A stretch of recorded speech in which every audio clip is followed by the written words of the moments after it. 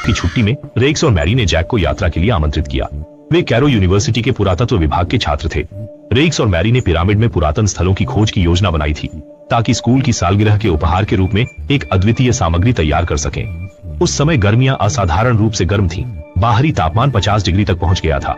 गर्म रेगिस्तान का क्षेत्र और भी दम घोंटने वाला था। चमकती रेत एक सुनहरे समुद्र की तरह थी। तीनों ने कार चलाते हुए 2 घंटे की यात्रा की। आखिरकार अपने गंतव्य पर पहुंचे।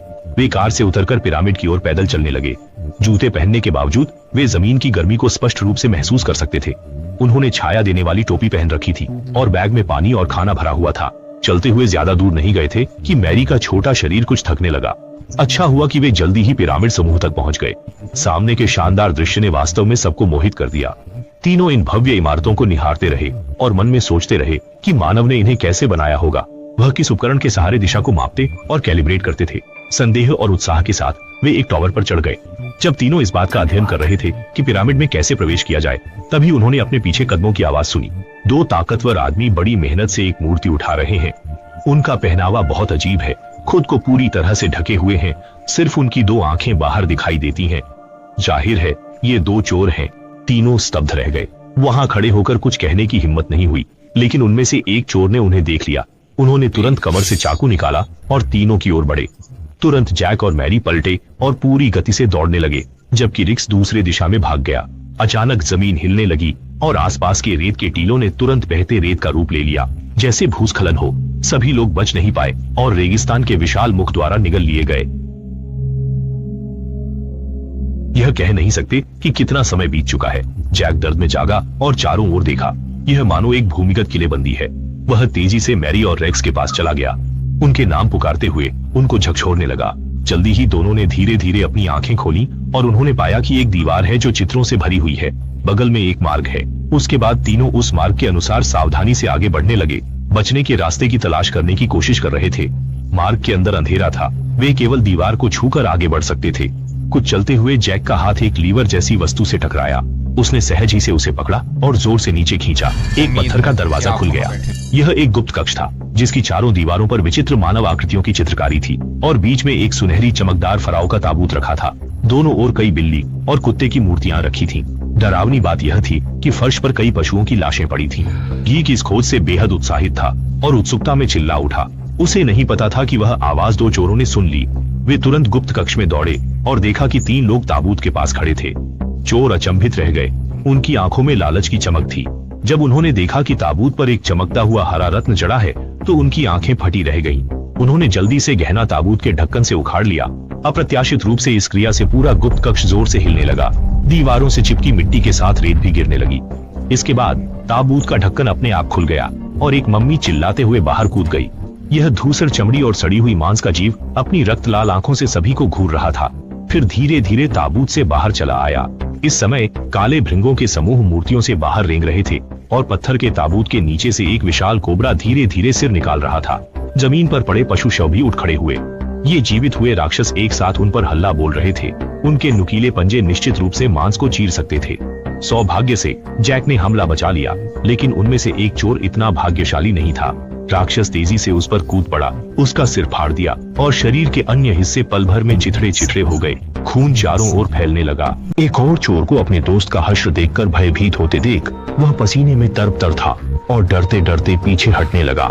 एक गलती से खोला गया पत्थर का ताबूत उसमें सीधा लेट गया। मम्मी तुरंत उग्र हो गई और उसकी गर्दन पकड़कर उसके शरीर की हर बूंद खून चूस ली। केवल एक सूखी लाश छोड़ दी। दोनों चोरों की मौत हो गई और जैक और उनके 2 साथी जल्द ही अगली लाशें बन जाएंगे। सिर्फ विक्स की एक जोर से पुकार सुनाई दी। जैक ने जल्दी से मैरी को पकड़ा और बाहर की ओर भागने लगा। विक्स आगे रास्ता दिखा रहा था।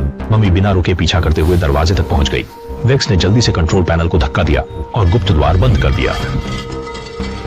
मैरी घबराकर पीछे हट गई। अनजाने में उसने यंत्रणा को सक्रिय कर दिया, जिससे जमीन पर फौरन कांटे निकल आए।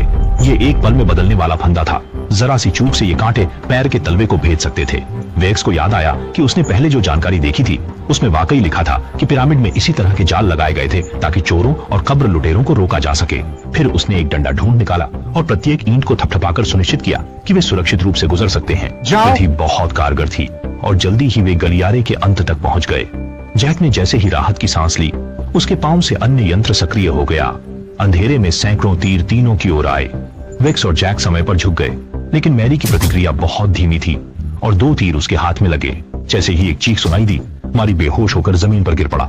रेक्स ने तुरंत उसे एक तरफ खींच लिया। जैक धीरे धीरे आगे बढ़ रहा था ताकि फिर से कोई तंत्र न छू जाए, और अंत में वह निकास पर पहुंच गया। जैसे ही वे रेगिस्तान में कदम रखते हैं, वहां फिर से रेत की लहरें आती हैं और वे जल्दी ही अज्ञात दुनिया में डूब जाते हैं। काफी समय बाद, रात की बारिश के बाद, सूरज की किरणें जैक के चेहरे पर पड़ी। उसे नहीं पता था कि वह स्वर्ग में है या नर्क में, लेकिन जब उसने आंखें खोली, उसने देखा कि पास ही एक पिरामिड था। रेक्स और मैरी भी उसके पास ही थे। उस पल उसने महसूस किया कि वे अभी भी जीवित हैं और वे पहले ही सतह पर पहुंच चुके हैं। उसके बाद जैक ने पुलिस को बुलाया। पुलिस ने मौके पर पहुंचकर भूमिगत महल की जांच की। वे मूर्तियां और जानवरों के अवशेष अभी भी वहीं थे। पत्थर का ताबूत अभी भी खुला था, पर वह हरे रंग का रत्न अपनी जगह पर रखा हुआ था, और मम्मी अब कहीं भी नहीं थी। 2 हफ्ते बाद गर्मी की छुट्टियां खत्म हो गईं। जैक ने काहिरा विश्वविद्यालय की पत्रिका के लिए इस घटना पर लेख लिखा, जिससे उसने उस साल का पुलित्जर पुरस्कार जीता। लेकिन मैरी इस कारण अस्पताल में 1 महीने से अधिक समय तक रही। छुट्टी के बाद भी वह मानसिक रूप से अस्थिर रही। शायद इस घटना ने उस पर गहरी मानसिक और शारीरिक चोट पहुंचाई है। यह घटना उसके लिए आजीवन मानसिक छाया बन जाएगी। कुछ साल पहले विदेश में पढ़ाई के दौरान मैंने कुछ समय तक पार्ट टाइम डिलीवरी मैन का काम किया था। मुझे याद है, एक दिन जब नौकरी खत्म होने से पहले कि आखिरी डिलीवरी करनी थी, क्योंकि मैं जिस दुकान के लिए पार्ट टाइम करता था वो काफी दूर थी, इसलिए हर बार डिलीवरी के लिए लंबा सफर करना पड़ता था। मुझे याद है, उस दिन जब मैंने रवाना किया था तब सूरज पहले ही डूबने लगा था। ये शायद रात के करीब 7 बजे का समय था। गली कूचों से गुजरते हुए लगभग आधे घंटे के बाद आखिरकार मैं जगह पर पहुंचा। ये एक पूरी तरह से लकड़ी से बनी, बहुत पुरानी लगने वाली छोटी सी झोपड़ी थी, जो अकेली एक जंगल में खड़ी थी। उसके दरवाजे के सामने झाड़ियां उग आई थी, बहुत ही बेतरतीब। वे झाड़ियां मेरी घुटनों तक ऊंची थीं।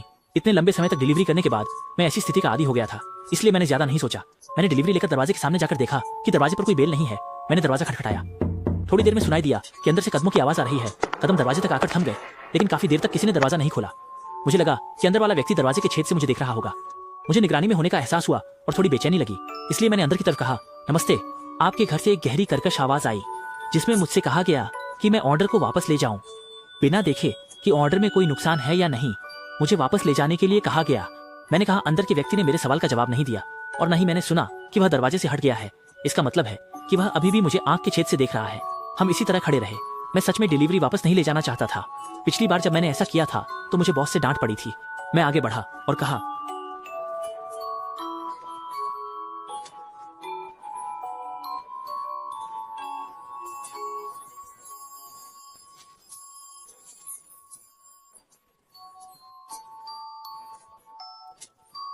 माफ कीजिए, क्या यह आपके परिवार के लिए ऑर्डर किया गया खाना है?